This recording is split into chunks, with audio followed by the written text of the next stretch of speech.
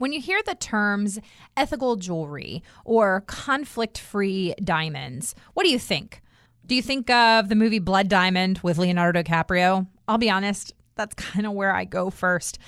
But I will be completely transparent with you. The issues surrounding the ethics in the jewelry industry when it comes to gold and gemstones and diamonds, when it comes to things like that, it's an area I don't know much about. But I know it's an area that is a growing problem, has been a problem for quite some time, and is something that we really need to educate ourselves on because, let's be honest, jewelry is in our lives, from rings to earrings and necklaces. Jewelry is a big part of our culture here and around the world. So doing something about it is something that I just didn't know much about, and today's guest really educated me. Welcome to Business with Purpose. I'm your host, Molly Stillman of Still Being Molly, and this show is all about bringing you the stories behind the brands, companies, and small businesses that are changing the world. Each week, I interview an incredible entrepreneur or business owner or nonprofit director or community leader who's trying to make a positive impact, not only through their personal life, but with their career. My goal with this show is to show you that no matter what you do for a living, you can make an impact right where you are. My guest this week is Marc Choyt, the president of Reflective Jewelry, the one and only, the first and only Fairtrade certified gold jeweler in the United States. He initiated the first ever ethical jewelry blog in 2006, which eventually evolved into Fair Jewelry Action, a human rights and environmental justice network. Marc is incredibly knowledgeable in the area of ethics around gold and diamonds and gemstones, and I just ate up this conversation. I asked him so many questions. Some of them felt very elementary, but they were questions that I had, and so I always like to think, hey, if I have the question, then one of you listening probably does too. This episode is one of the most informative episodes I've ever done on the show when it comes to a topic that I just don't know much about. So I hope that this episode is educating for you and one that just really inspires you to begin to ask questions and learn more. So without further ado, on to my chat with Marc.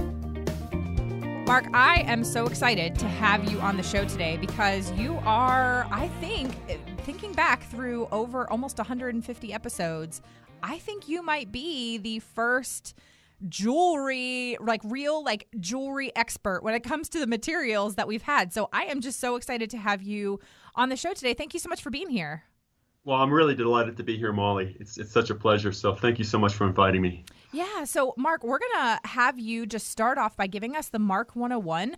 And I would love for you to just tell your story and how you got involved in the industry of ethics surrounding gold and diamonds and jewelry and all that kind of stuff, because I will be honest, this is a topic I sadly do not know much about other than kind of the surface research I've done on, the internets. So just go ahead and give that information for our listeners as we get started here. Sure. I'll give you a quick rundown about how we started our company. This was back in 1995, and before that, I was actually a high school teacher teaching at a school for Native American kids. Oh, wow. And yeah, my wife was a self-taught bench jeweler, and we decided to strike out on our own. And so I took her 20 designs and started driving around the country selling after I quit my teaching job. And that's basically how we kind of launched the company, was doing cold sales.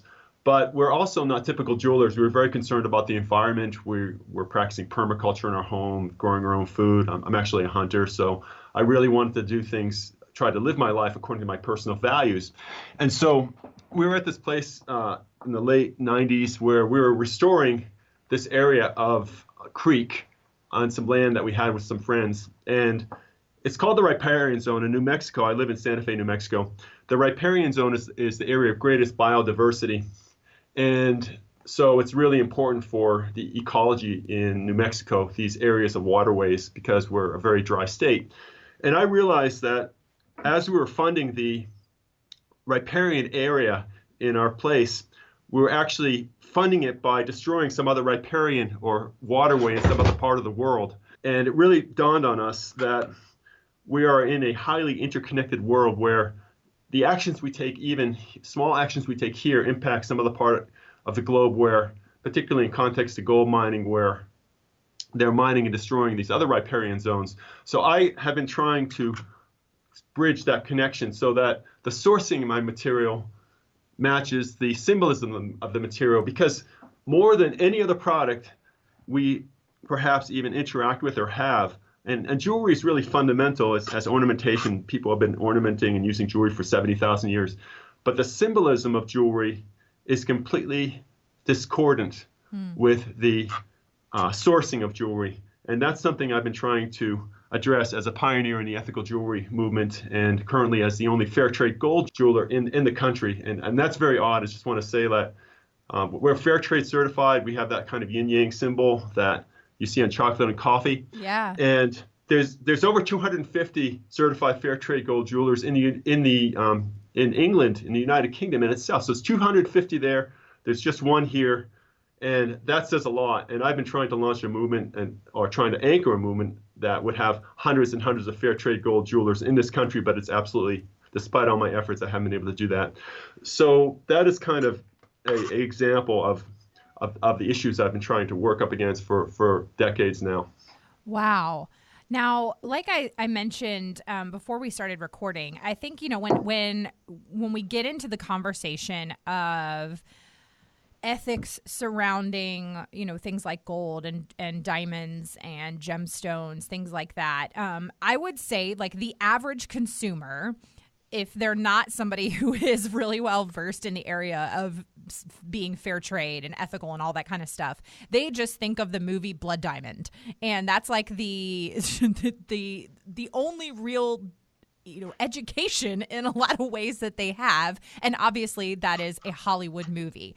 So can you kind of just give, if you're having a conversation with somebody who is totally new to this space, yes, and they just have no idea what the realities of the sourcing, like when you talk about, I loved that quote, and I can't say exactly what you said, but it was something that's where, like, the symbolism of jewelry yes, is very disconnected from the sourcing of it. And so if you're talking to somebody about this topic and they are just a novice, yes, what do you say?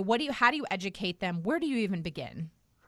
I've got a really good beginning place, and I think that your mentioning of Blood Diamond film is really critical, because sure, it was just a Hollywood movie, but it actually is what I consider the source or the birth point of responsible or ethical jewelry movement in this country, because it began to raise awareness. And so what happened was, during that time, the trade, and I was at major trade show in Las Vegas when all this was coming down. The trade was completely panicked because of this film. But what they had in their back pocket was this thing called the Kimberley certification process, which was an agreement to take conflict diamonds out of the supply chain. And conflict diamonds is very, very narrowly defined in this context. It deals only with conflict. So essentially, in 2011, there were these diamond fields that were in Zimbabwe, and there were massive human rights abuses. There were people killed, numerous women raped, and this was all going down, and huge clashes between the government of Zimbabwe and the people who were mining these fields. And it was a very rich field. The diamonds were very close to the surface of the earth, and very, very dense. And so all these diamonds from Zimbabwe were all certified as conflict-free, because it wasn't considered a conflict between the government of Zimbabwe and these diamonds themselves. So it's very important to understand the narrowness of the conflict-free definition, but also in context to the bigger question of the whole notion of conflict-free. I just want to go back and mention one really critical thing that I think will really drive home to your listeners the importance of this issue and the repugnant nature, abomination of what's really going on and what really motivates me. And I just want to say that in the 80s and 90s, there are 3.7 million people killed. All right, this is documented. That's a number documented by Amnesty International. And since then, there's been another couple 100,000 people killed in wars funded by diamonds. Now, there has never been anyone held accountable. There's never been for the decisions to fund those wars. During that time, at least at the end of at least at the end of the 80s, about 90% of the diamond trade was pretty much owned by De Beers. Now, since that time, it's much more diverse. De Beers doesn't have that market share, but at that time, diamond trade was pretty much owned by De Beers, and so there were paramilitary groups that were hired by De Beers, and yet nobody, as I said, nobody has ever been held accountable for those deaths. No truth and reconciliation, no restitution to these impacted communities. Instead, what happened was they created the Kimberley certification process, which was a treaty that was backed by the UN and signed by dozens of countries. And they said, from now on, we're conflict free. We're going to be conflict free. So the question I have, and this is probably the most upsetting thing to me, is that there's this kind of thing which I would call a consensus trance, where everybody says we now have these conflict-free diamonds, or other people say we're beyond conflict-free diamonds. They use this term conflict-free. Conflict-free is the keystone to the marketing in the jewelry industry. Yet the only way you can have conflict-free is by denying the value of all those lives that were lost in those diamonds. It's like, let me give you an extreme example. Suppose that after World War II, Germany said, well, we're a Western democracy now. Everything that happened in the past, the atrocities we committed, we're clear of them because we're a Western democratic nation. No one would take that seriously. Mm-hmm. Or suppose that, suppose they said that. But in the jewelry sector, because of the incredible power of marketing and this kind of broad, completely consensus about how to handle these issues were just buried. And so if you have that as a kind of moral basis, if you have that kind of basically it says that African lives don't matter. That's basically what conflict-free says to me right now when I hear the term. They don't matter. And as a result, the ethics and the so-called responsible jewelry never addresses what I consider the core issue around responsibility, and that is the producer communities. Yeah. Those are the producer communities. Those are the people who, before the conflict diamonds, they're working for $2 a day in these diamond fields in Africa. There's about 20% roughly of these diamonds that are small-scale miners, and also small-scale gold miners, which are the source of Fairtrade, is also the producer community. So what I'm really trying to do is saying that a real ethical jewelry movement creates local economy, regenerative economic models in small-scale producer communities. It isn't really something that just benefits large multinational corporations that are primarily, of course, interested in protecting their assets. Yeah. Does that make sense to you? Yeah. As a kind of introduction, as where I'm coming from? Yeah. Absolutely. Now, and I don't even know if this is a good follow-up question, but it's just my natural question that I have. So as far as like where in the world you find, because, I will just be honest, like I don't, other than like I think of like the gold rush of whatever it was, like the 1800s or whatever it was here in the United States, like I am pretty ignorant as far as like where in the world gold and gemstones and diamonds are typically sourced. And so can you kind of just briefly, and maybe this is just more my own selfish question, is like where do you find these things around the world? So like where are the primary hubs for finding these materials? Let me just frame that question a certain way. There's two types of mining. There's one called large scale and there's one called small scale. And small scale, let's take the case of gold, and then we'll branch into diamonds, and we'll also branch into colored gemstones. Okay. In gold, 20% of the world's gold supply chain is provided by small scale miners. So 80% is provided by large scale mining. But in the small scale mining, that 20% constitute 90% of the labor involved in mining gold. Now, in gold mining specifically, the lives of small-scale gold miners, is characterized by exploitation, poverty, severe environmental contamination, because small-scale gold mining is the second largest contributor of global mercury contamination. It's over 40% of the world's mercury contamination is from small-scale mining. The majority is from coal-fired plants. So it's a major contributor of global mercury contamination, because the process of mining gold for small-scale people involves mixing mercury with the water that actually attaches to the gold, and then burning off the mercury in frying pans, right? In frying pans. And gold, methyl mercury is one of the most dangerous of all neurotoxins. So, and these miners might mine their gold, and then they're going to sell it for maybe 70% of its value because they're selling it to some middle person on the street who buys a little bit. So they mine a little bit of gold, maybe like $3 or $4 worth, and they sell it, and they feed their families, and then they do it again. And that's the sort of cycle of poverty in small-scale mining. And this is happening all over the world in terms of small-scale mining and large-scale gold mining too, because gold is widely distributed. You have pockets in South America. The Amazon Basin is a terrible catastrophe right now in the Amazon Basin of small-scale mining because it's polluting huge amounts of the Amazon. Many parts of Africa are highly concentrated in Kenya and Uganda and Tanzania, but other parts of Africa as well, and South America, lots of parts of South America. And so that's all gold? Yeah, small scale gold. There's gold mining, yeah, and also Mongolia. Gold is widely distributed throughout the world. I mean, and there's massive amounts of gold still left in this country. I mean, I've heard estimates that even in California after the gold rush, maybe there's maybe more than half or 3/4 of the gold left, even in California at this point. So gold comes from small scale and large scale mining, and it is widely distributed. And then this is me I'm sorry, I'm asking so many questions like this. So is gold like, is it found in caves? Is it found like underneath of the dirt? Yeah. Like, how do they find it? I mean, this is such an elementary question. I'm sorry. No, it's a good question. So there's different types of gold. There's gold that's found, it's called alluvial gold, which might be found on the surface where you have these people are panning for gold, and you can find it in rocks, and particularly quartzite veins, and it runs in all kinds of situations.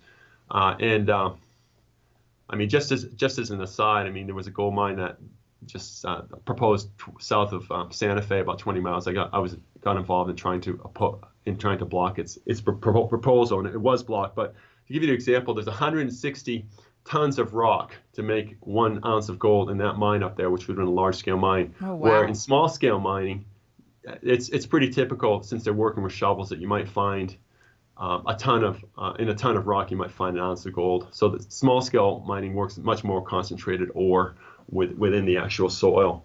But let me go on briefly to the other two. You talked about diamonds and colored stones. Diamonds are not as widely concentrated as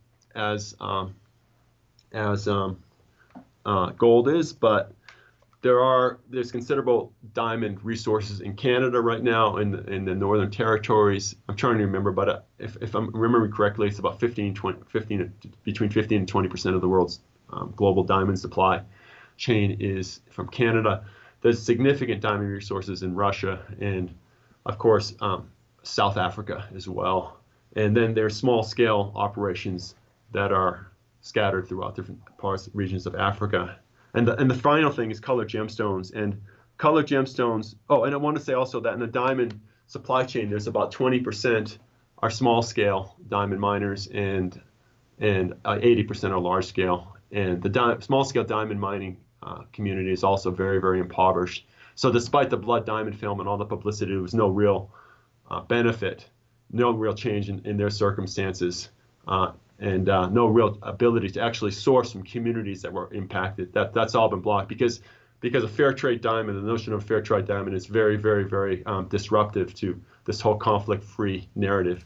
Now, let me just finish this one thing with the last question, which is gemstones. So colored gemstones are widely distributed throughout the world. And in this case, most colored gemstones are supplied by these small-scale miners. And you have certain pockets that are really well known, such as Burma, which is very, very famous for small-scale ruby mining, or Sri Lanka has a very big small-scale gemstone mining sector. Madagascar as well. But actually throughout the world, even in the U.S., like one of the biggest sources of peridot is the Apache Reservation in Arizona, in southern Arizona. So with gemstone mining, no one has the exact statistics, but I'll just say ballpark, between 70 and 80% of the gemstones in the world are are from small scale sources. And I forgot to mention, obviously, Colombia too, with its emeralds, there's a lot of small scale operations there as well. So those are the three. That basically gives you a broad understanding. You know what I mean? Yeah. Now, okay. So another question, because my daughter, so she's 5.5, and she loves she loves collecting rocks, all that kind of stuff. And my in-laws have a little home in the mountains of North Carolina. And here in the mountains of North Carolina, and I'm sure probably in other areas, but I've just seen a ton of them here, you will see on the side of the road, like in little towns, you'll see these, what they advertise as like mine your own gemstones shops. Do you know what I'm talking about? Sure. So like, what is that exactly? Are those actual gemstones? Are they like, where do they get those? And so like my father-in-law will like take my daughter, to these little shops, and, she gets to, I guess, quote, mine your own gemstones. Obviously, she's not going into a mine, but it's like you are digging gems out of the dirt in these shops. And what exactly is that? Where do those come from? Do they come from the mountains? Is that just a completely different thing? I don't know, because I think the only way to find out is to ask them where these gemstones really come from. I would suspect that they're kind of local. Yeah. But they could be just throwing garnets from Africa in the middle of that dirt and having them create some kind of entertaining situation for a target market like your daughter. So it's hard to say. No, that's a good question. And that's one that now, I mean, I've just never even thought about before until this conversation. And a lot of times, like, they'll say, like, oh, because there's a ton of caverns and things like that in this area of the country. I mean, I grew up in Virginia, and we would have field trips to Luray Caverns and Endless Caverns. And there's, the Linville Caverns here in North Carolina. We've, gone to all these places. And around the caverns, they'll talk about, how these types of gems or these types of stones were discovered or found or anything like that. And so I guess I'm just curious. But that's, until this conversation, it's just never even occurred to me about where to, if I should ask. So needless to say, I will definitely be asking the next time that I'm in the mountains, because it's just I think even if the person there, maybe they don't know, maybe it will get them thinking. That's exactly true. That's a really good point. Yeah, exactly. And I think that's why it's important to have these types of conversations. And one of the reasons I love having this podcast is over the past 2.5 years, as I've interviewed so many different types of entrepreneurs that are working in various spaces, if at the end of the day, it just gets us thinking, it gets us asking questions, the more that we ask questions, the more that we can begin to start to implement change. That's exactly true. That's right on. One thing I just want to distinguish, and I want to address what you just said. Yeah. One thing I want to distinguish is that different mining operations have different levels of toxicity. Like gemstone mining, it's pretty much just digging in the earth. There's no chemical processes involved. I mean, I guess you could have fallouts from large-scale gemstone mining operations, but the sort of operations that most gemstones, where we source most gemstones, it's basically getting rock, breaking the rock, and then faceting the stones. Yeah. So that's different from gold, which actually involves mercury. Diamonds also, there's no mercury involved. It's just basically gathering a bunch of earth and sorting through the diamonds. Yeah. But I do want to go back to your point, your really good point, which it is all about consumer education. Mm-hmm. And so these questions are really, really important.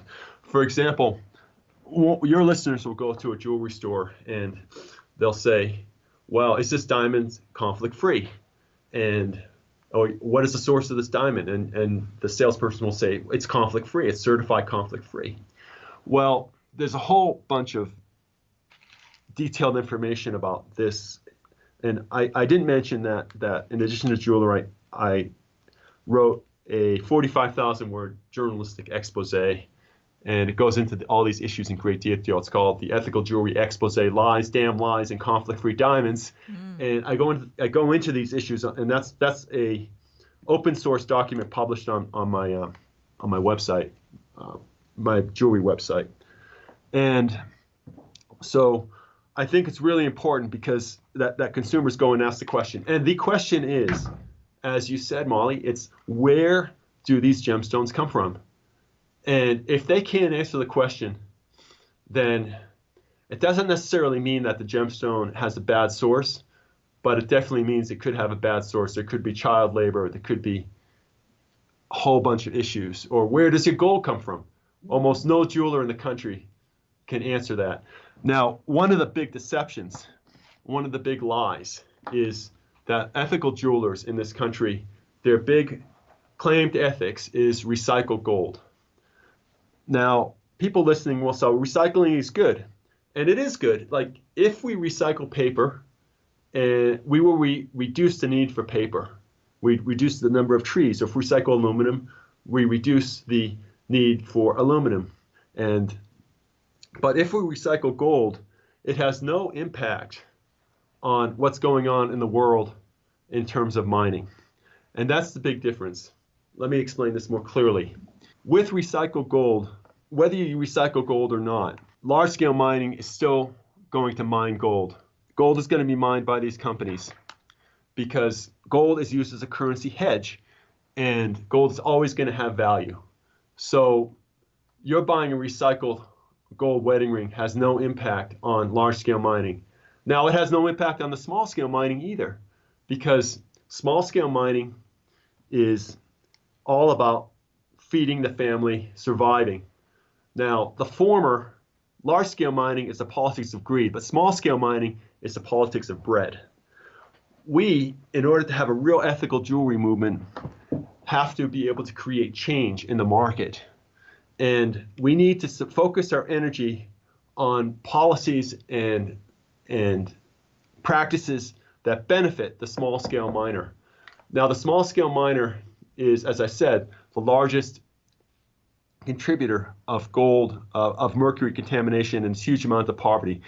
If we, instead of buying a recycled gold wedding ring, which has no broad impact on mining practices, if instead we supported the small-scale mining operations such as Fairtrade Gold, then what happens is that this small-scale mining community is uplifted out of poverty, and also we get the satisfaction and alignment of knowing that our purchase actually created real benefit in some part of the world. Like specifically, the Fairtrade gold mines are in Peru, and there's some opening up in Africa as well. Yeah. So we are creating a new movement. If Fairtrade gold actually became strong in this country, there'd be hundreds of thousands of small-scale miners uplifted out of poverty, hundreds of thousands, and we see a significant reduction in global mercury pollution, and it would start to create a consumer movement where people actually think about the sourcing of their material in their jewelry and try to create alignment between the sourcing and the actual meaning of the piece. So in a more beautiful world, we would be able to buy jewelry and know that in buying it, we're creating local economy, we're alleviating poverty, and reducing global mercury pollution and child labor and all these really good things we want to see just by buying a piece of jewelry. And that is possible through Fairtrade gold. However, if you just buy recycled gold, a recycled wedding ring, or a recycled piece of jewelry like that, it has zero impact in the world. And it is a narrative that the entire North American jewelry trade uses to mislead consumers from the real issues of poverty and exploitation in these developing countries, and such as the people who were impacted by the blood diamond, the British communities in the diamond fields, and also all the gold production. So it is really, really critical to have this kind of education, and unfortunately it's very, very, very difficult to come from, because what we have primarily is in the US is a story that is telling something entirely different, particularly with all the major trade magazines and also all the major companies. Than what is actually taking place in context to responsible or so-called ethical jewelry. I'm sorry to take a quick break from this amazing conversation with Marc, but I just wanted to take a moment to thank our sponsor, and that is The Root Collective. Now, obviously, you know the Root Collective is no stranger to this show. Bethany Tran, who is the founder and owner of TRC, is one of my nearest and dearest friends, and she was also a guest of the show really early on. And I have been personally a huge fan and supporter of the Root Collective for years, and you can pretty much always catch me wearing their incredible shoes. I'm actually wearing my Lee booties in Merlot right now because they are my favorite. And also they are the most complimented pair of shoes that I own. And what I love the most is that those compliments lead to a story about how my shoes are ethically made, empowering communities, and investing in change through job creation. To shop and get your own pair of Root Collective shoes, go to stillbeingmolly.com/TRC and use the coupon code PURPOSE20 for 20% off your order. That's stillbeingmolly.com/TRC and use that coupon code PURPOSE20 for 20% off your order. It is an exclusive coupon code just for Business with Purpose podcast listeners. So get yourself some cute shoes. All right, back to my chat with Marc. So for a lot of the, because as a ethical and fair trade blogger and somebody who really cares about these issues, and a lot of the brands that I work with that maybe they are a fair trade brand that maybe carries a jewelry line, and it might be more kind of, costume jewelry. It doesn't have diamonds or anything like that in it, but it might be gold plated or gold filled or something like that. For a lot of these companies, I know they're working, with small batch makers and things like that. How would you, as somebody who is well-versed in this industry, what would your advice be to a small brand that is working to source their materials in an ethical manner? They might be producing, the jewelry, making the jewelry physically in a fair trade or ethical manner, but they don't know exactly where their materials are coming from. What would your suggestion be as far as baby steps to begin to work towards sourcing fair trade materials? This is a really, really great question, and it's multi-layered. So let me just start by saying that there's a difference between fair trade, which is 2 words, and fair trade, which is 1 word. So when you see fair trade, which is 2 words, that specifically refers to a broad movement where you might have someone who's operating a fair trade store sourcing from perhaps an artisan community in Tasco, Mexico, where you have these women who are making fair trade jewelry. That they're small producers. They're working in silver and resins or stone. And the notion is that you have a direct connection, and your purchases support these communities of jewelers. They could be in different parts. They are in different parts of the world, whether they're in India or some parts of Asia, whatever. So this is more like the kind of cottage industry that a lot of online or costume jewelry where you might see online a lot of so-called, where there's a lot of jewelry that's marketed as fair trade, 2 words. Now, fair trade, 1 word, is a different situation. This is a term that is trademarked by fair labeling organization FlowCert, it's called, that is based out of Bonn, Germany. And it's a trademark term, and it's associated with a logo that looks like a yin and yang symbol a little bit, and you might see it on chocolate or coffee. And fair trade certified in this case is an entirely different process, because you have specific audits that are documented. There are standards in these small scale gold mining communities that are fair trade certified, where around labor, around mining practice, around environment, around pay. In fact, they get an additional $2,000 per kilo of money that goes into their community, that community democratically decides where it goes, and typically goes into clinics or schools or things like that. And then not only is it certified and audited at the mine itself, the certification goes all the way to me, the jeweler, so that Fairtrade actually sends out an auditor. They flew someone out to my shop where they see all my paperwork, and they determine that I've followed the right procedures, and that I've separated this gold from my other gold, and that I've done everything correct and everything lines up in terms of paperwork. So that is Fairtrade one word. And Fairtrade one word, they have primarily, until 2011, they were only certifying agricultural products. So Fairtrade Gold is actually very different from the rest of their products. So now getting back to the second part of your question, which was how does someone start out? Well, if you're buying this product from cottage industries, there's no need to. I guess the best thing is to actually find out if there's actually a real difference between what you're doing, if these cottage industries, if the actual product is actually really coming from these industries. But if you're working within some kind of organization, I would think that would be determined. But if you're actually a jeweler working with metals and working with gems, it's a much more difficult process in certain ways. You can actually be certified as a fair trade jeweler and actually start to participate in the process and buying the gold, or you could actually buy the gold without being certified, and you actually begin a process of asking that same question that you said before, which is, where does this material come from, and how do I implement it, and how do I create a jewelry line? And the bigger problem, bigger challenge actually is to create a jewelry line that sells, because just because you're producing material that's responsible and ethical and from small scale mining producers communities, that in itself isn't enough. You have to have beautiful product that fits into the market. You have to develop lines. All these things are critical, and the fair trade thing is actually something that is almost like, in addition to having really great jewelry, we're also able to tell you where this is sourced. And I just also want to say, just for clarification, that the supply chain is really spotty.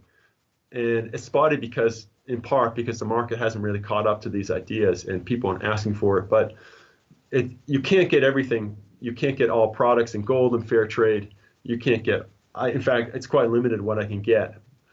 And you can't get all gems, but and also that you could say, well, I know where this is coming from and the community where it's coming from. And diamonds, there's no way at this point to source diamonds directly from small scale mining producers that are coming from these communities, and there's no fair trade diamond. So we are in the process, and I would encourage your listeners to find jewelers who actually are somewhat wading into this whole, zeitgeist, but at the same time understand, and if they're actually doing it, that actually deserves support. And not necessarily to expect some kind of perfection. Although in a wedding ring, for example, you can get pretty close. I mean, I could sell a fair trade gold wedding ring with a sapphire from a small scale mining community in Sri Lanka, or a diamond from Canada, which isn't perfect, but it's not a bad choice. So it kind of, everything that I'm talking about it's very, very situational, and you see what I'm saying? Yeah, absolutely. Now, you mentioned, I guess it wasn't during the recording. I guess it was when I first began reading your stuff, and you talk a little bit about the kind of the ethics of lab grown versus mined diamonds and gemstones. So can you just kind of briefly talk a little bit about that? About, are you like in favor of lab grown? Is that something that people should look for, or is it better to just go with the mined pieces? This is another really excellent question. And I'll talk specifically about diamonds, because lab-grown diamonds are actually a huge up-and-coming market, and very, very, very popular with millennials, because they can cost up to a third less. And there's a company that I'm working with called the Diamond Foundry that I source some of my lab-grown diamonds from, where they're carbon neutral with how they do it. But lab-grown diamonds are all over the world right now. They're being produced in China and Russia, everywhere. And one would think that it's a good, and in some ways, I'll just tell you the things that are positive about lab-grown diamonds is, obviously, that they don't come from any conflict sources or abuse sources. And in some cases they can be more eco-friendly, so or less impactful, let's say it that way, than dug diamonds or diamonds from natural sources. But the issues are more complex. It's not really sufficient to say lab diamonds are more efficient than or more eco-friendly than dug diamonds, because there's so many scenarios where a diamond can come from. I mean, it could come from a small scale mining, it could become large scale. You just don't know. So that kind of comparison is a little bit difficult to make. One of the big advantages, obviously, of lab-grown diamonds is the price.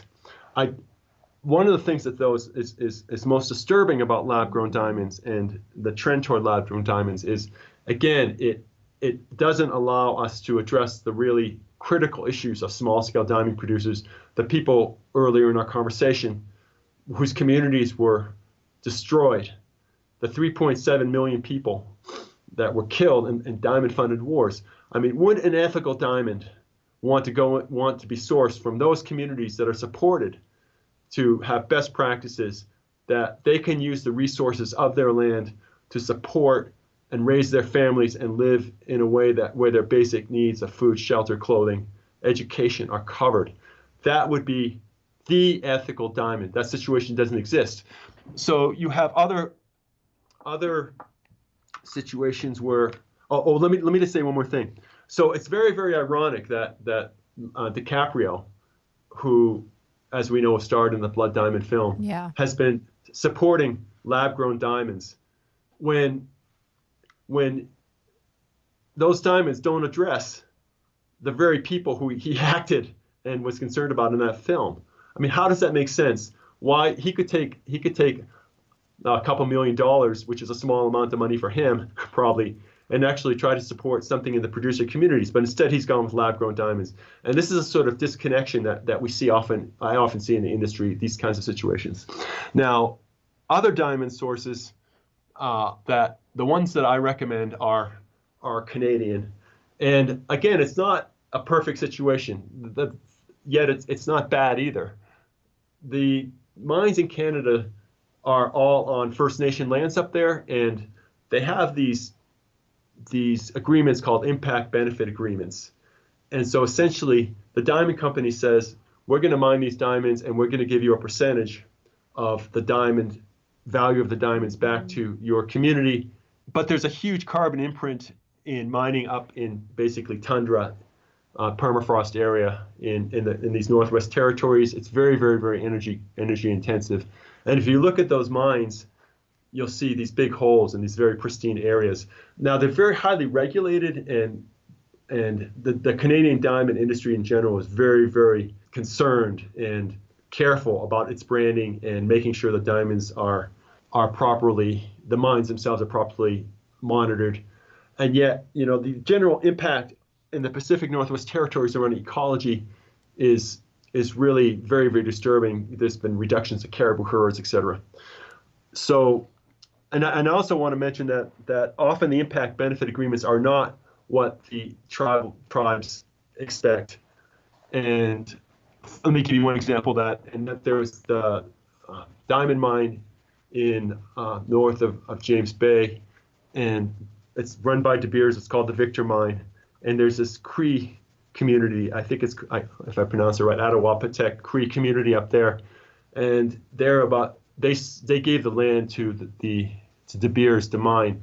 And this Cree community, there are articles in the last couple of years, I haven't read one recently, where it's the suicide capital of Canada, this Cree community. And there's massive, massive struggles in that community. And so I was interviewing someone who was involved, a traditional person up there, and he was asking the question, how is it that we're right next to a diamond mine and not really benefiting from our resources? And a lot of times the resources can go into governments, and then there's a lot of conflict whether the resources are getting distributed in a way that the people want. And so often the mines go into these indigenous communities, and what happens typically is the communities are split. There are those who want development and those who want jobs, and those who are saying, we're already wealthy, we're already good, we don't want this in our community because it's going to upset our traditional ways of life. And so often And this is typical all over the world. And small scale, I mean, when a large scale mining operation goes into these communities, it often creates a huge amount of havoc and turns brother and sister against each other. So in context to natural versus lab grown, I guess there's other situations too. There's other lab grown diamonds there's other natural diamonds that are mined in Botswana, and that the Botswana situation is very, very interesting. And let me just give you sort of the pros and cons about that. But basically, Botswana is one of the most successful African countries in terms of developments. And a lot of it's because of their diamond mining, and they own majority share, but De Beers owns the minority share. So there's the question of whether you want to buy diamonds from the De Beers supply chain. And personally, in context to what their history is in the past, I don't recommend it to my customers. So you begin to see that these issues are highly, highly complex, and it's difficult just to say one thing's good or one thing's not good. There's a lot of factors: price, how you feel about the past, all these things play into how you make a decision. Yeah, absolutely. And I think that goes just about every issue when it comes to the way that we manufacture our goods, the way we purchase our goods, the way that we source our materials. I mean, we could get into a whole discussion around, the cotton industry and all those things. Like, there's just so many things to take into account. And it's not going to be perfect. We didn't get into the mess overnight, and we're not going to get out of it overnight. But, I always tell listeners or readers of my blog or people that I connect with online, or even just, in my own circle of friends and family, when a lot of times people will feel really overwhelmed and they just think, well, like, oh, I can't, this is one more thing I have to care about, or this is one more thing I feel like I have to do, or whatever it is. And I just say, it doesn't have to be. It's just all in your perspective, and it's taking baby steps, and it's just asking questions. You don't have to completely overhaul your entire life overnight. You don't have to completely overhaul. You don't have to get rid of everything you own, or get rid of your wedding bands. Like that's not the point. Yeah. It's all in just beginning to take baby steps, one little thing at a time. And the more that you begin to educate yourself, the more that you can make change. And I almost kind of relate it to like losing weight. Like if you want to start exercising and eating better, you don't just, if you go on a 30-day crash diet and you work out every day for 30 days, like that's not sustainable. You're going to crash and burn.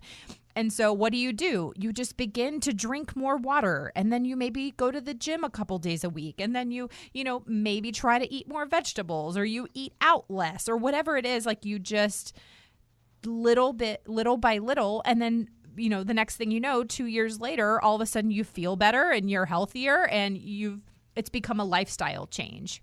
It's never going to happen overnight. And so it's the same kind of thing. And that, for me, when I started in 2011 is really when I began to educate myself more on the areas of fair trade and shopping ethically. And so since 2011, it's been an 8-year journey for me of just little by little beginning to introduce new brands into my life, and changing my buying habits, and being more thoughtful when I gift things, and, just educating people on the realities of the world around us, and not shaming anybody or anything like that, but just changing my habits little by little over time. And it really does add up. So, but I just really appreciate your perspective and your insight into this issue, because like I said at the beginning, it's just one that, I'll be honest, like I don't know much about. And so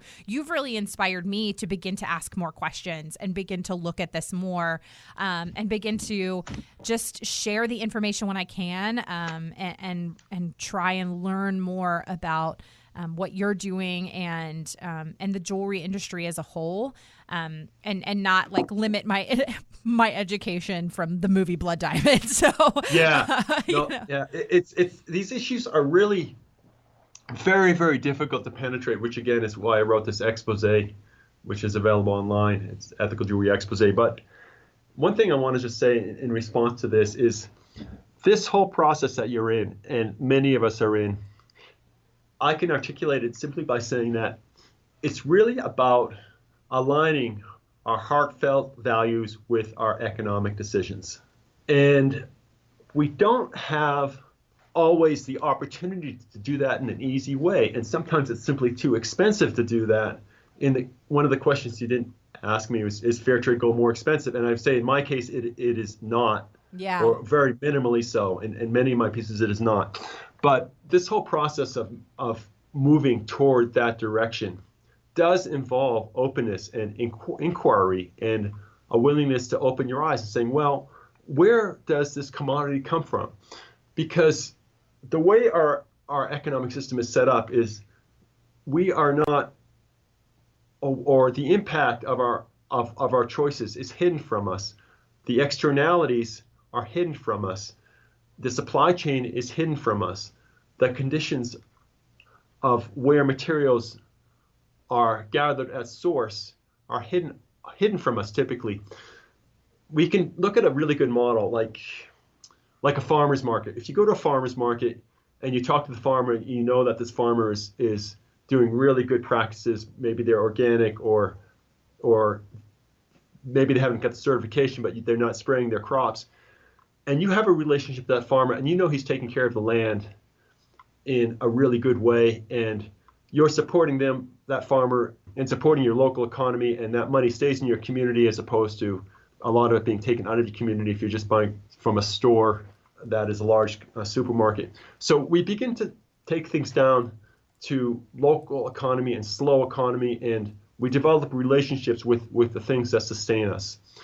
And there's a broad movement that is taking place where a lot of people producing goods are telling us where their sources are from. I mean, you can look at certain companies. Patagonia stands out as an example where they're really upfront about how they source and what they do in their recycling and how they minimize. Patagonia is an expensive brand, but there are other companies as well. This is a big trend because we're all hungry for ways to make this connection and know that we're living in a way that provides for our future. And in context of jewelry, this is a very, very, very new movement. And yet at the same time, it's become a very hot trend.